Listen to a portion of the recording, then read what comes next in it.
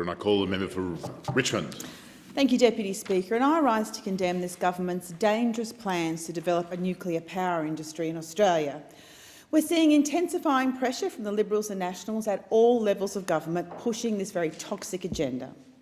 Now, the fact is, nuclear power is dangerous, expensive and consumes vast amounts of precious water at a time when Australia faces increased water security threats due to the gross mismanagement by this government and, of course, the very harsh impacts of climate change. Deputy Speaker, I stand with my community in firm opposition to nuclear power, and locals were rightly angry when the issue was recently raised in question time, when I specifically questioned the Morrison government about their plans to build toxic nuclear power plants. I asked the Energy Minister would he rule out a nuclear power station being built in northern New South Wales or on the Gold Coast. In his response, the Minister said he had an open mind on the issue of nuclear energy. Well, our community on the New South Wales North Coast have major objections to nuclear energy, and I stand with them in opposing nuclear power plants in coastal communities like ours in northern New South Wales.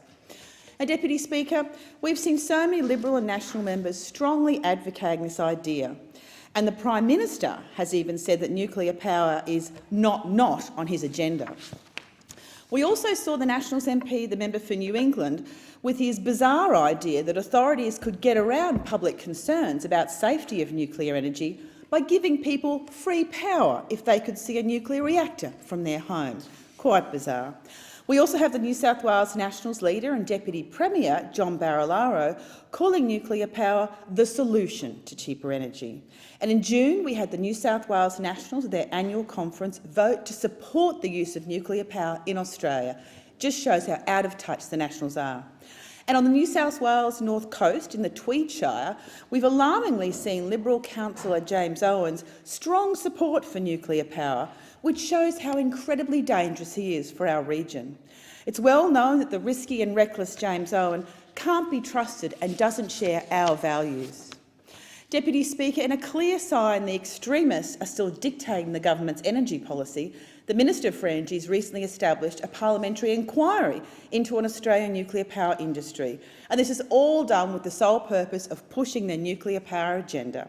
Well, Deputy Speaker, my community on the North Coast, and indeed many communities across the country, do have a major issue with nuclear energy, and I stand with them in opposing any nuclear power plants in coastal communities like ours on the New South Wales North Coast. So let me make this very, very clear to the Prime Minister and to the Liberals and Nationals at all levels of government. If you keep pursuing your plans for nuclear energy in our region, our community will fight this every day, every step of the way.